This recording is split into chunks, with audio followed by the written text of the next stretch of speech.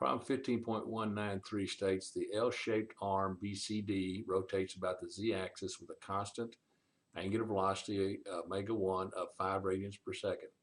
Knowing that the 150 millimeter radius disk rotates about BC with a constant angular velocity omega 2 of 4 radians per second, they want us to determine the velocity of point A and the acceleration of point A.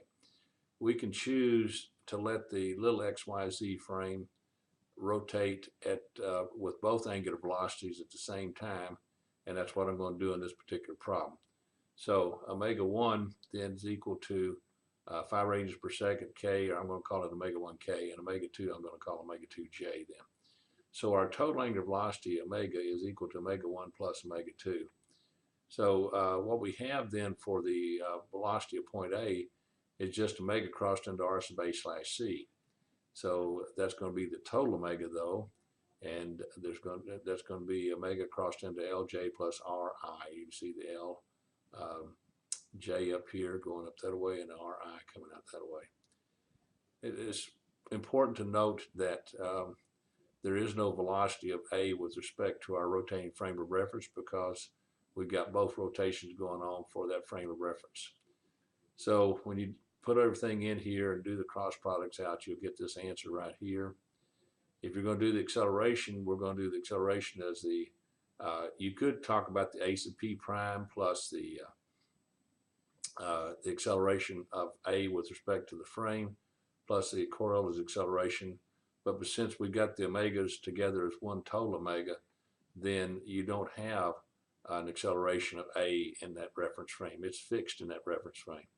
And so the Coriolis term involves a velocity of the point in that reference frame, and that's equal to 0. So we only have the so-called A sub A prime term, and it's going to be an alpha crossed R plus omega crossed R.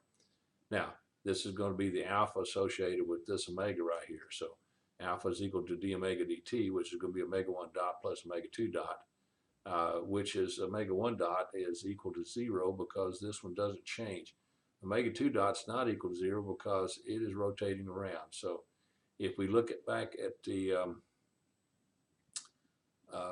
velocity of a vector or a quantity with respect to a capital XYZ frame, which is what this is, then it's equal to the velocity with respect to the little XYZ frame, which is 0, plus then omega crossed into the vector. And so what we have is, if we looked at a rotating reference frame like omega 1, then that would end up being omega 1 crossed into omega 2. So that's what we have here for alpha. It becomes that term right there.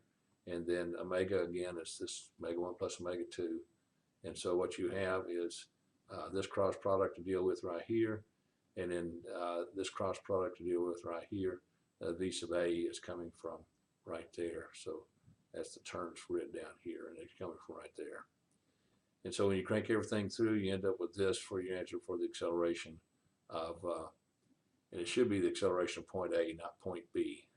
Got to miss a wrong subscript there. So acceleration of A, okay?